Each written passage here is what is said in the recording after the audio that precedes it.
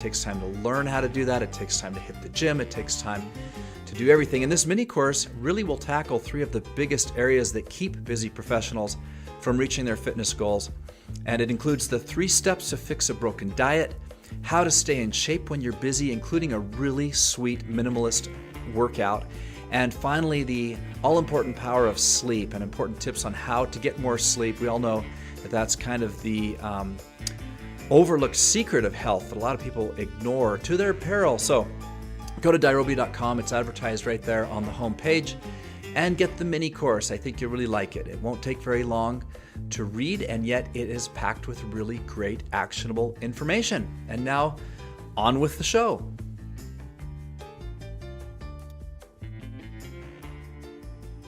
Hello everybody, welcome to the Dairobi Health Show. I've got Jonathan Simos. And Jonathan, am I pronouncing your last name correctly? Yes, that's correct. Simos. That's a Greek, yes, right? It is, and actually, to be honest, it's funny. I have cousins in New York who pronounce it Simos, but then my immediate family here in Florida says Simos, so I don't even know which way is correct, to be honest. But if I say Simos, you're just fine with that? That is perfect. Sounds great. Jonathan has a certification in applied functional science from the Gray Institute with a performance enhancement and a hybrid certification in progress. He's gained a lot of experience in the industry working with various demographics throughout gyms in California. He's hosted a Camp Gladiator outdoor boot camp, and actually done several of those. Also been an Orange Theory coach and done heart rate-based training classes and obstacle course boot camp classes in functional facilities. I've looked forward to this interview because I love all this stuff. Jonathan, thanks for coming on the Dairobi Health Show today. Thank you. I'm honored to be on the show. So give us a little bit about your background. We already discovered that you have Greek origins. Tell us about that. Were you born in Greece and moved here, or how does that work out? No, I was born in Sarasota, Florida, but my father is from Greece, and so most of my family on my father's side is over there. And my mother is American, but she's Greek American. So I have it on both sides. And tell those of us what does that mean, having Greek heritage?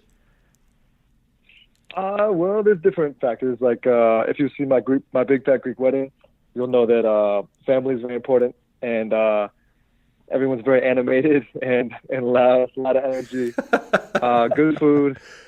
So it's very close-knit community, typically. I love it. And for those asking why I'm prodding him on this, it was included in Jonathan's bio. And so this is an important part of his story. And thanks for spending a minute on that. And then I thought you were from California, but you were in Florida. I guess you spent some time in California.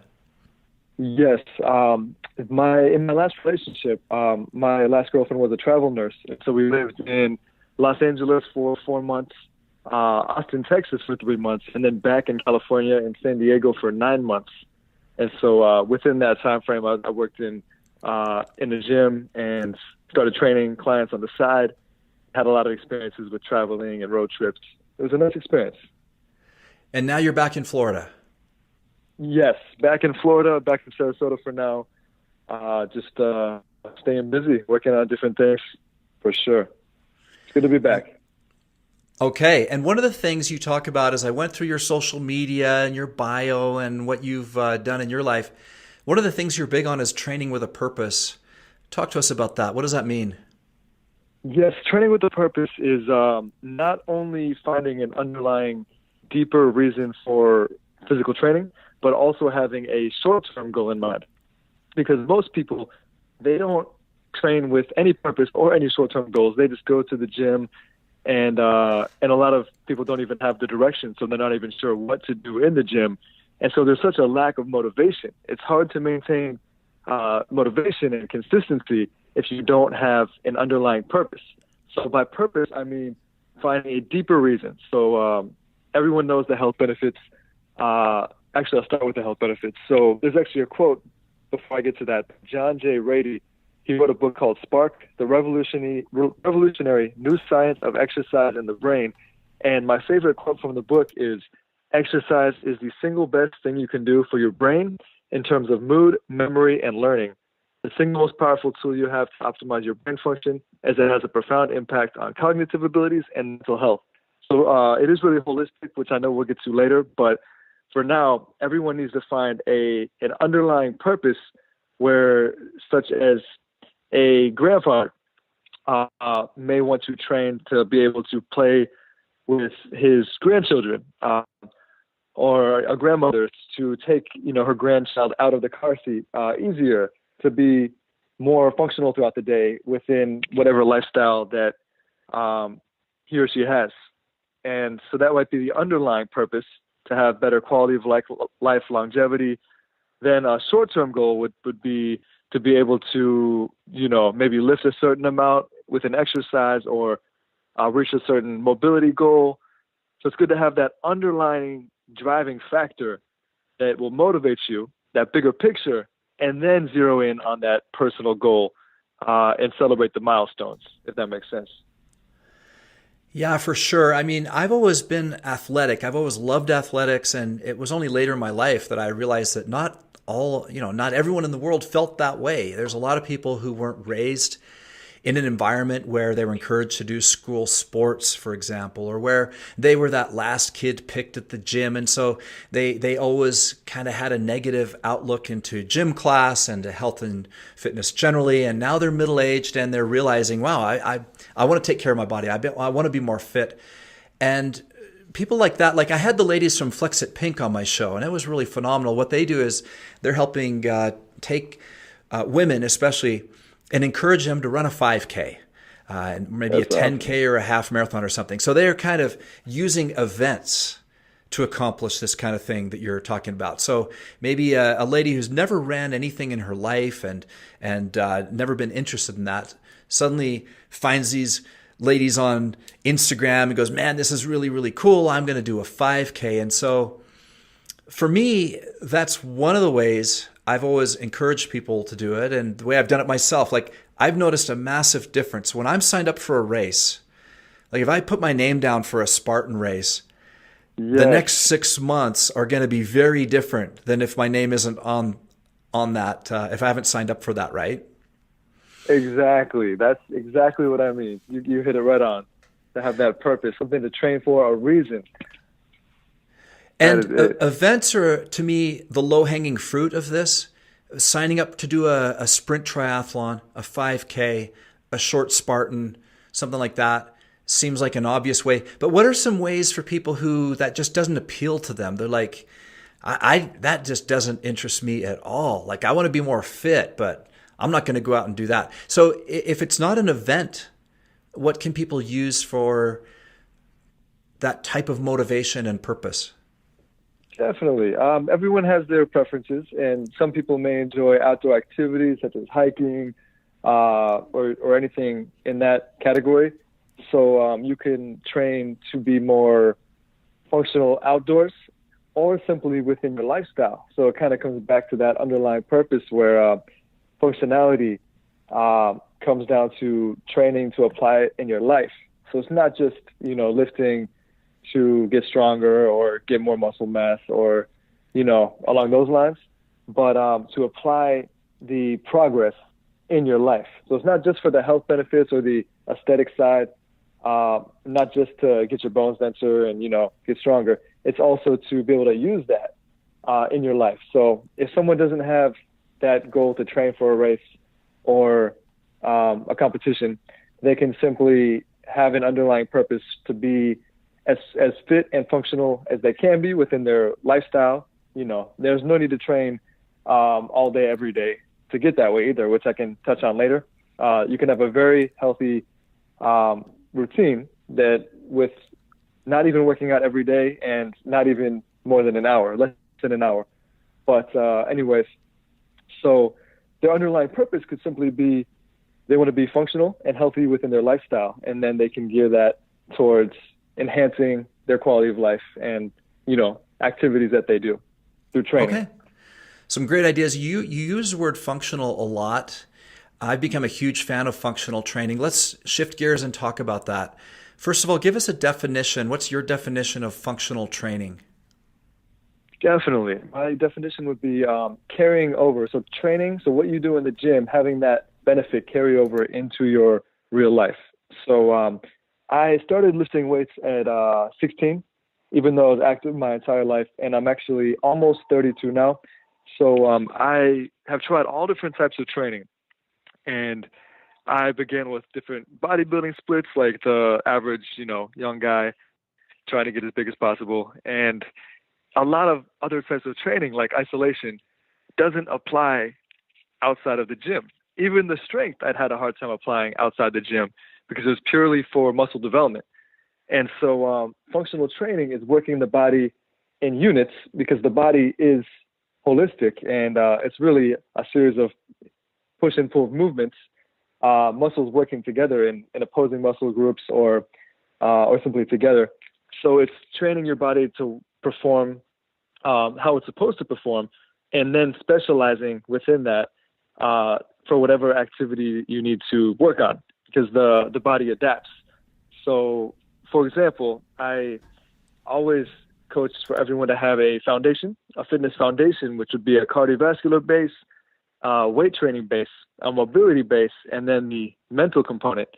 So those elements, because then you have a solid fitness foundation, and then you can kind of specialize. So, for example, to give you a better example, if coming back to the grandfather example, if the grandfather's underlying purpose is to perform better in his daily life, and he likes to play golf, and he has, let's say, 3 grandchildren, one of them may be very young and is in a car seat, he could train movements to enhance his golf game, like cable twists and certain movements to make sure he doesn't have any injuries or lower back injuries. So enhancing his golf game, but also training movements such as picking up his child out of the seat, so strengthening a rotation, certain muscles that he could use in his daily life. Of course, that's after he has the base, because you can't just work some muscles. You have to work full body to prevent imbalances. So I'm just saying to specialize slightly further in certain areas. That's all. But functionality is to apply in life.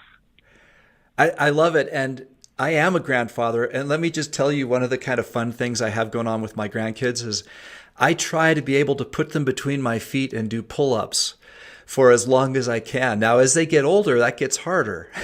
That's awesome. And, I like that.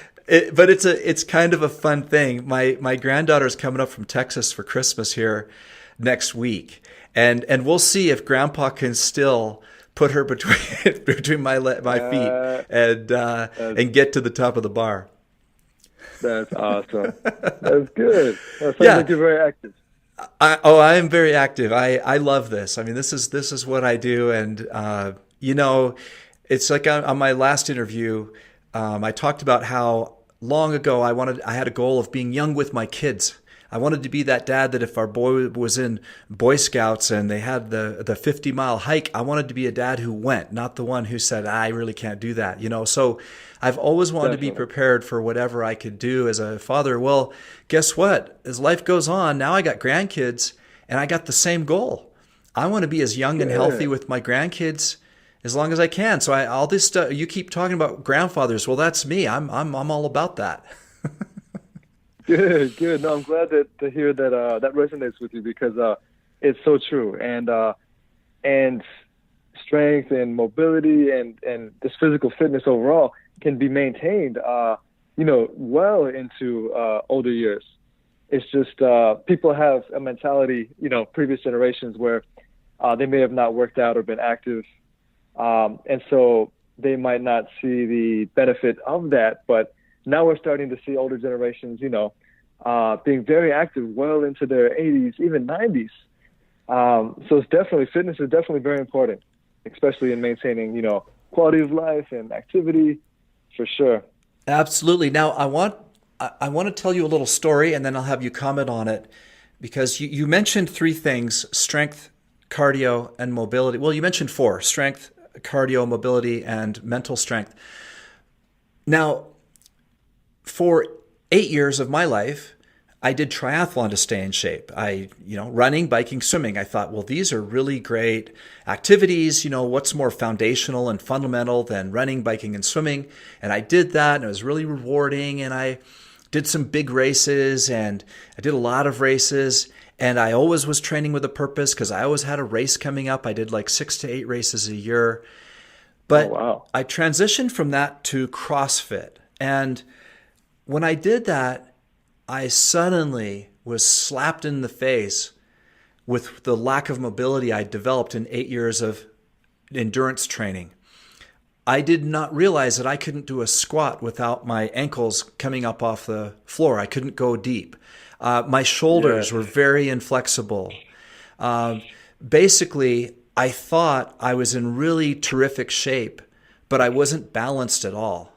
I had lost my mobility. I'd lost a lot of upper body strength. I couldn't do very many pull-ups, for example. I couldn't do very many push-ups. So I had cardio. I could go forever. I could do long races. I could get on my bike and ride for hours. That I developed. But what I'd let go was the mobility, and it took me literally a few years to get it back. So for those people listening who don't want to go through that experience of losing all their mobility, so first of all, I tell the story because I want to motivate people to not go down that path, to make sure mobility is part of the deal. But for those people who are interested in this aspect of adding mobility into the routine, first of all, why don't you define mobility? First of all, let's get a definition of what it means. And then let's talk about how grown-up people who maybe have not been working on mobility for a while can develop it. Definitely. Well, mobility would be simply the ability to move a limb through a full range of motion. So being able to basically move to your body's full capacity. So if someone has, there's different factors that might limit this. If someone has certain tight muscles, it'll definitely limit their range of motion or joint, dysfunction. But before I get further in that, the most common reasons are common distortion patterns, common imbalances. So when we sit a lot, our hip flexors get tight. And then when our hip flexors get tight, it turns your glutes off. And then it leads to, makes you more quad dominant. So your quads try to take over. And so then it really makes working your legs out more difficult. It makes squats more difficult. And when you do a lot of distance running or distance events, they're great, but as long as you're balanced. If you're just doing that distance, that steady state, or mostly distance, your stride will shorten. You can always tell a distance runner by the way they sprint, because they won't have a nice wide open stride. It'll be a very short stride because they'll get used to that range of motion. And so distance runners the body adapts, and so distance runners will tend to shorten their stride and have certain things such as you mentioned. If you don't do weight training, you'll lose upper body strength and muscle mass. So it's not a bad thing to specialize, but you can also maintain the mobility side and maintain most of the strength. So you can have balance is what I'm saying. And you're starting to see that now with certain hybrid athletes. So for the everyday person who isn't training to be an athlete, or actually regardless if they are or not, you can maintain mobility through dynamic exercises, some flexibility drills. So my favorite, I learned this base when I was in California. I was shadowing the manager of a gym, and he had like every certification imaginable. This guy was awesome. His name was Frank, awesome guy. He put together this warm-up that involves foam rolling 3 places. So foam rolling your soleus, which is a muscle under your gastrocnemius, your lower legs, underneath your calves. You would foam roll that because that would often get tight. And that's actually called your second heart, because when you contract it, it helps return blood back to the heart. And so interesting. If you Google that, it's called your second heart. But anyways, that would get tight. So by foam rolling, you can help lengthen that muscle and also work out any kinks, get more blood flow in there. Piriformis, which is a triangular muscle under your glutes. And so that's this little triangular muscle under your glutes would often get overactive, especially when people sit a lot. Because when people sit a lot, your hip flexors get tight, as I mentioned, your glutes turn off, and your piriformis is synergistic to your glutes, so it tries to help out your glutes. So if they're turned off, it's going to try to overcompensate. And so then it's just harder to work your glutes out. But also, if it gets overactive and hypertrophied, it can cause sciatic pain because your sciatic nerve goes through or under. And so by foam rolling that, it helps you activate your glutes more and helps potentially prevent lower back pain. So foam rolling piriformis was the second one.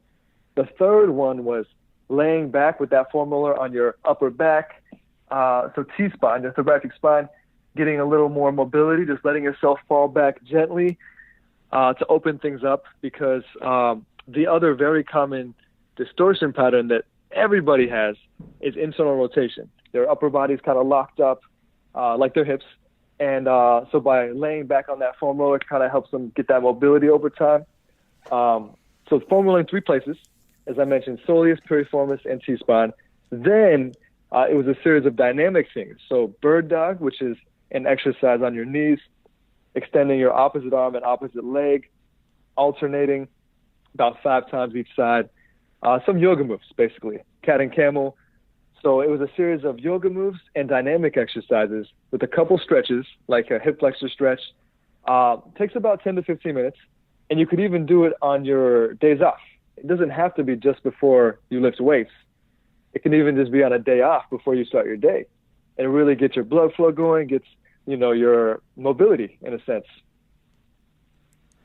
But bottom line, it's important to have that mobility and to maintain, to have something in the morning to do every day.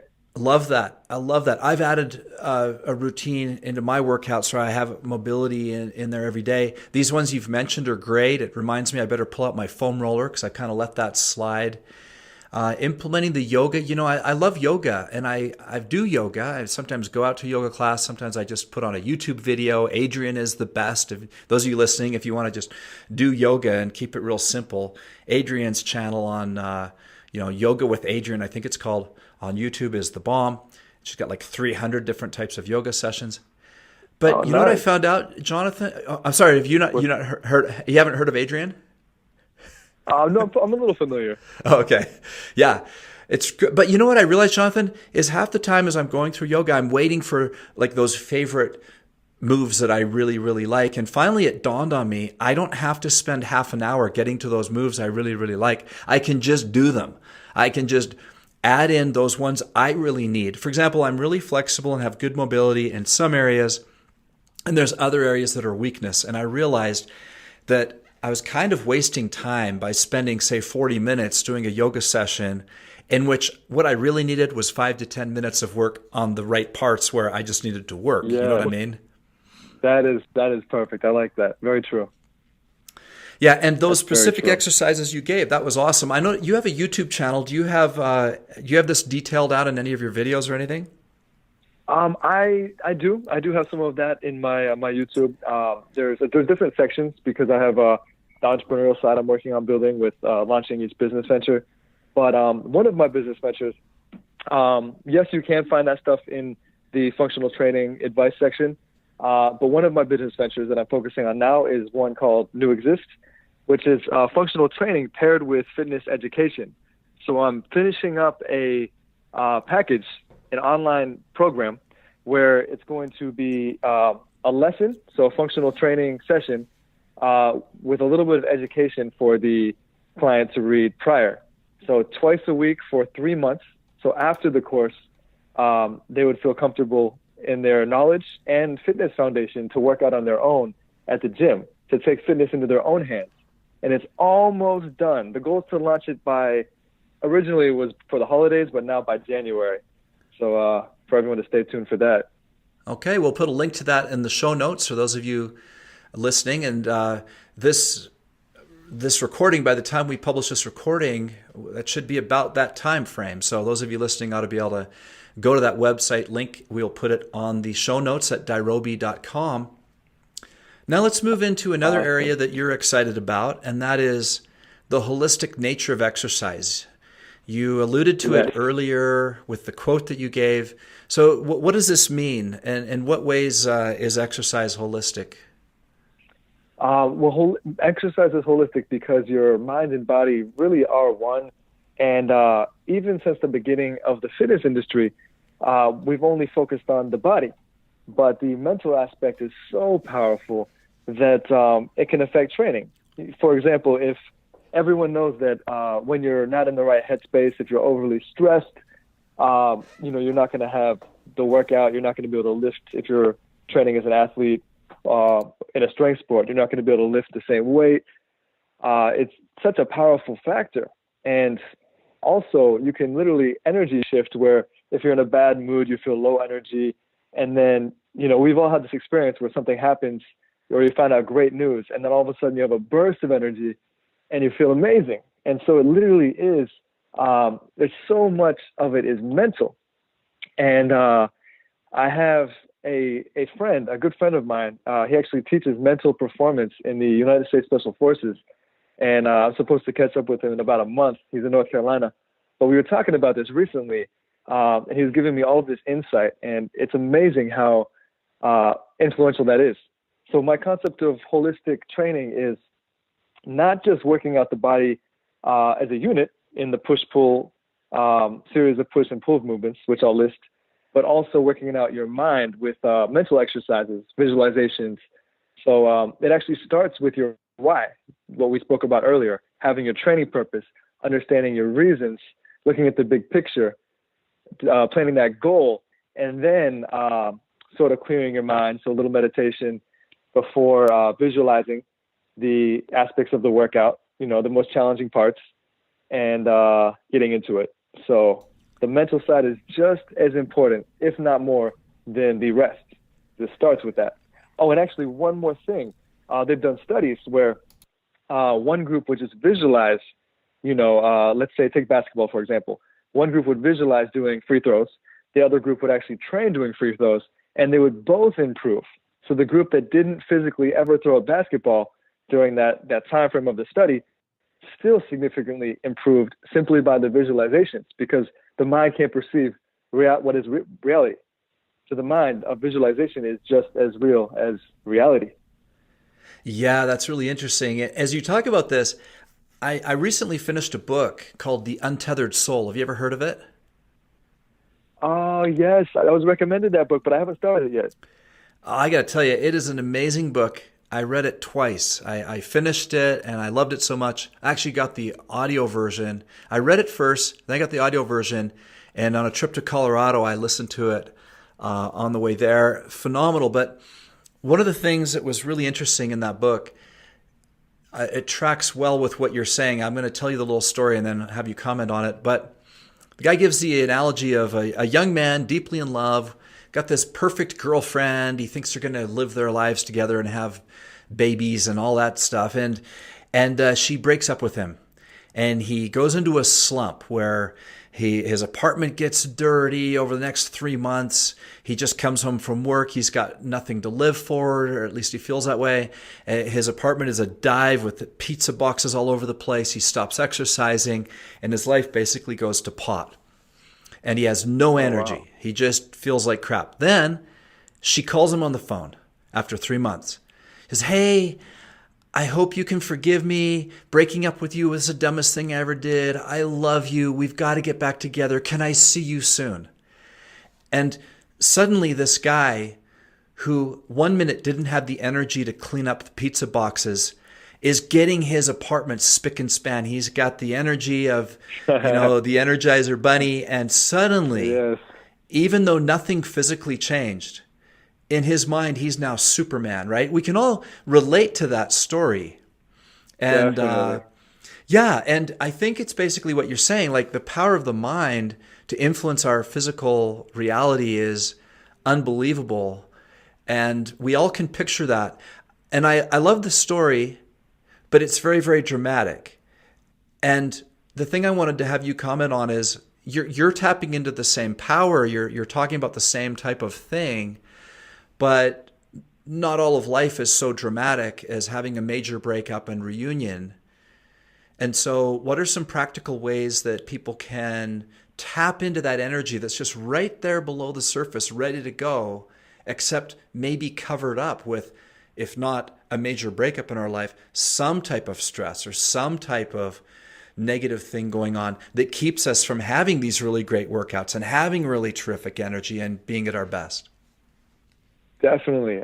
That's actually, everything sort of comes together perfectly where I feel like everyone should have that time, even if it's 5 minutes before beginning their warm-up, to get their mind right and look at the big picture and be grateful, because gratefulness really does change your brain and change your mindset and your energy, and clear your mind and be able to focus on what is coming up, because it really does all come together.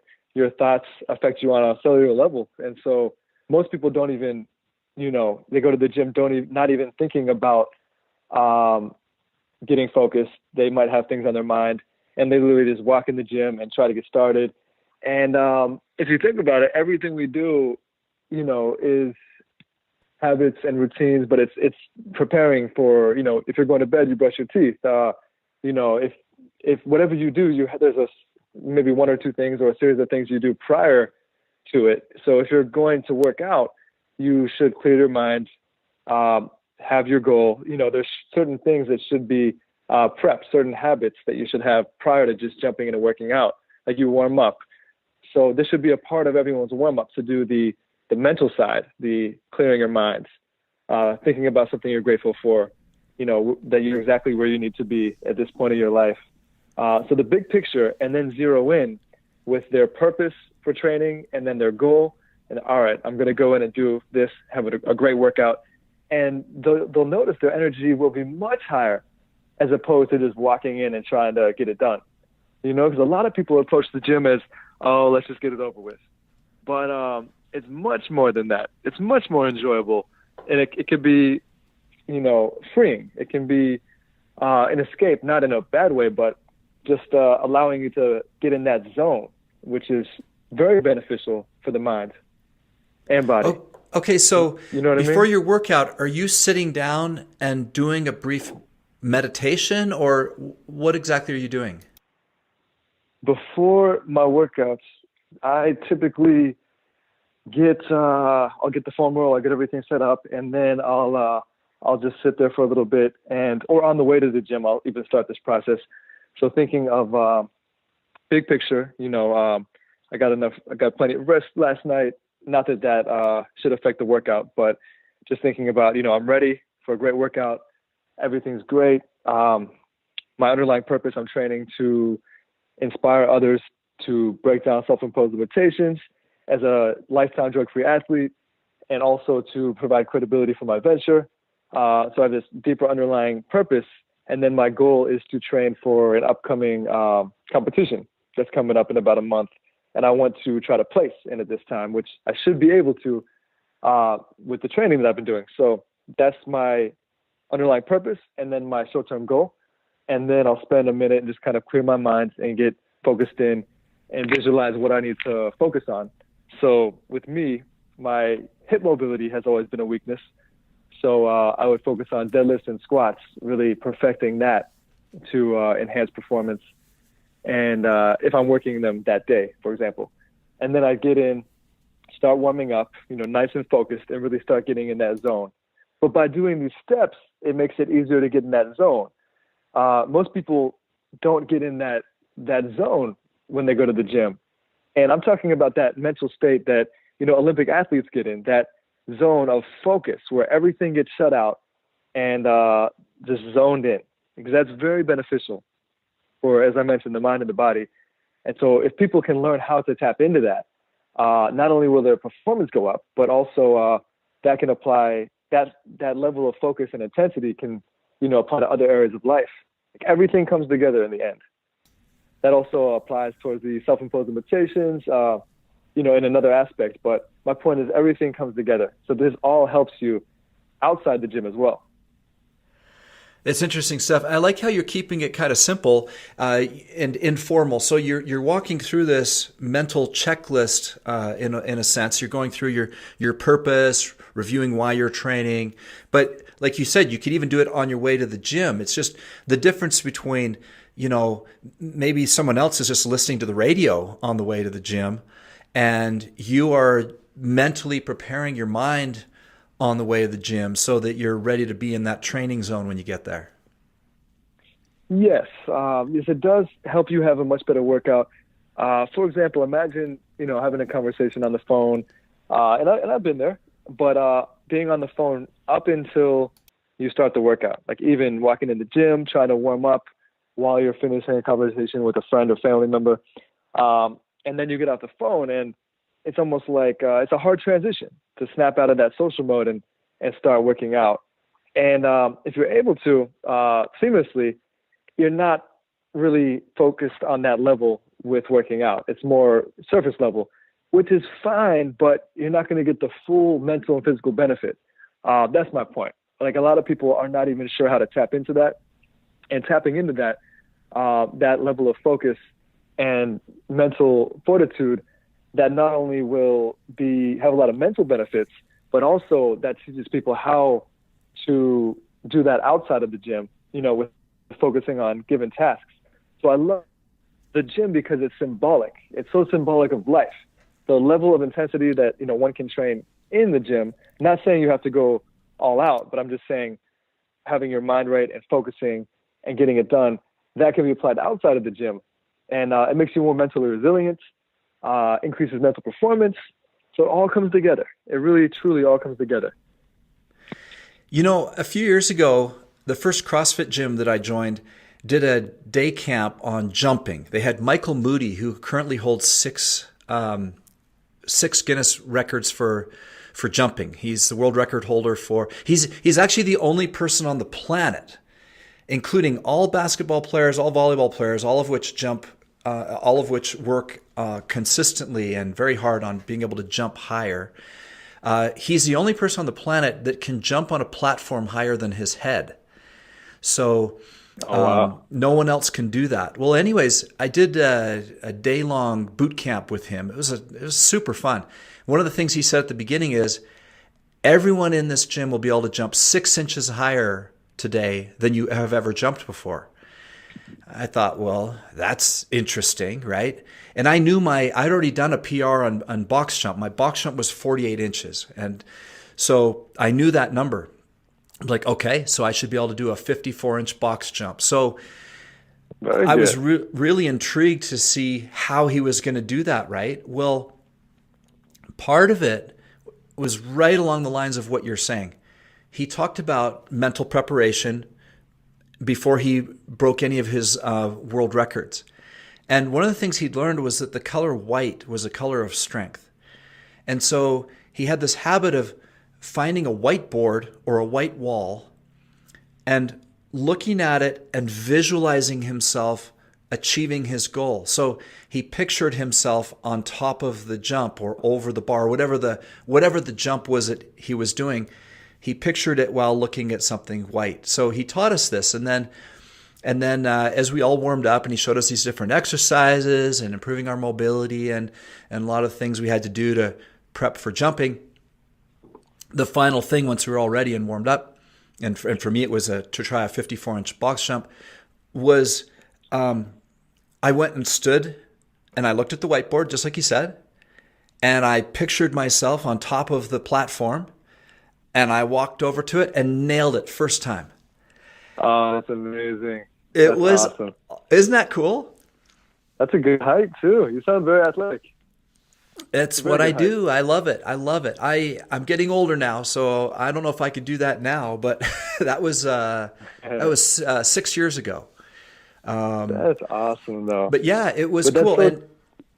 And it was mostly mental. It wasn't that I was suddenly stronger. There was no more strength in my legs than when I walked in the gym, right? It was 100% mental and channeling something I could already do, but just getting my mind to see it, believe it, and have it was awesome. And that's the thing, on a neurological level, even with powerlifting, for example, a lot of powerlifters will spend a lot of time in the 1 to 5 rep range because it trains your nervous system. So it trains your nervous system to be more efficient, to fire more muscle fibers at the same time, so recruit more motor units. And so it's not getting bigger or muscles aren't getting bigger. You're simply getting your nervous system just getting more efficient. And good example, powerlifters aren't as big as bodybuilders, but they're much stronger. So the mental side, your nervous system, just simply learning a pattern or recruiting more muscle fibers or getting primed, it makes such a big difference. The science behind it, like, you can't deny the mental side of performance. It's so important, and people don't realize that. But what you have pointed out to me today, the thing I've learned from you, that's been going to be a big takeaway for me is, although I told you that story and I used that to achieve a personal goal, I didn't walk out of there and then apply it into my day-to-day life. I just thought, oh, this is something you do if you want to set a record.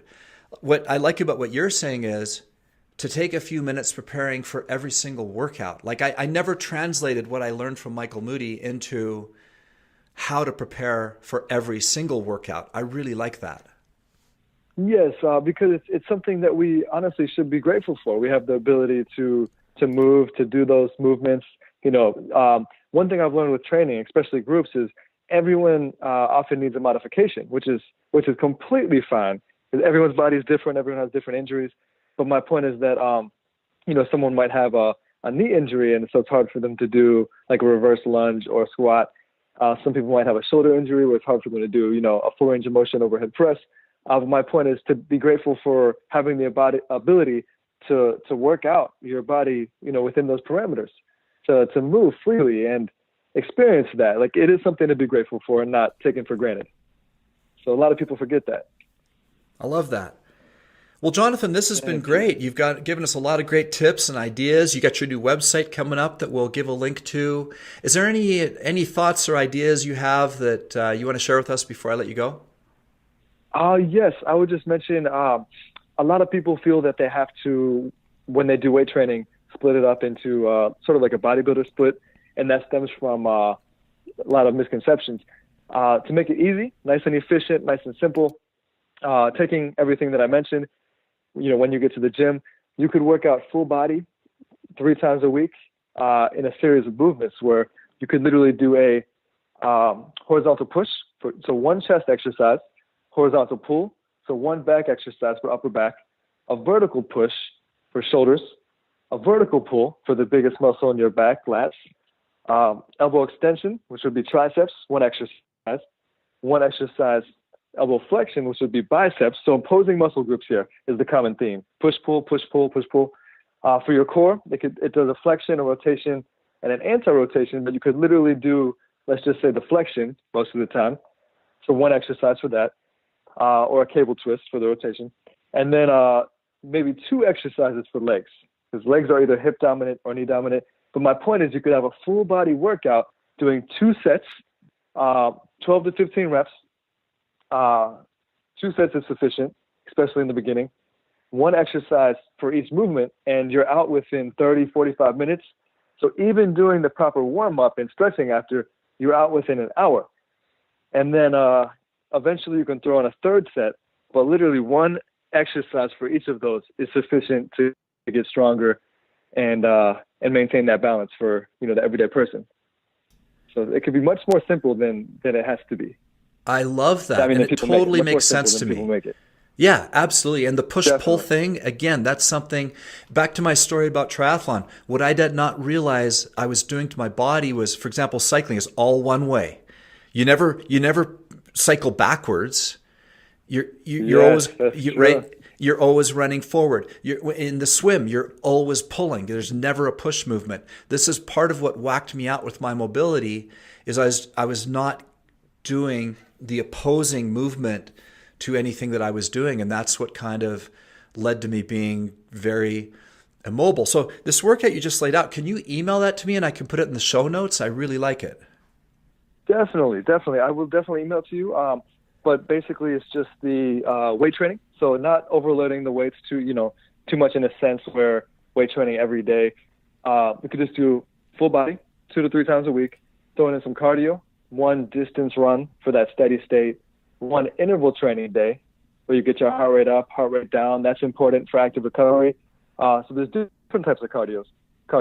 And then 1 day could be more, sprint related for that explosive and high intensity. But those 3 types of cardio are important. For example, if you take a distance runner, as I'm sure you know, and you have them do, let's say, a marathoner with a very competitive time, so a great marathon runner, and have them do high-intensity intervals. So let's say 30 seconds on, 30 seconds off. They're going to have a very hard time with that, because even though they're in exceptional cardiovascular shape, they're not used to that active recovery. And so it's good to have that base of all three types of cardio, the weight training within all rep ranges, and the mobility side. And you can have it all with literally less than an hour a day, or an hour, let's say 3 to 5 times a week. Love it. Including the cardio. So it depends on the lifestyle, you creating that in the lifestyle you want to live, basically, with your goals. Okay, well, this has been great. You've given us lots of actionable stuff, some great ideas, some pre-workout ideas, training with a purpose. This has been really good. Thank you so much for being on the show. Thank you, Dave. I'm honored to be on the show. It's been terrific. And for those of you listening, all of these notes and books we've referenced and Jonathan's new website, all those things will be at blog.dirobi.com. That's DIROBI.com. If you also just go to dirobi.com, you can click on the podcast and find it from there. So this has been Jonathan Simos on the Dirobi Health Show. And thank you all so much for listening. This is Dave Sherwin wishing you health and success.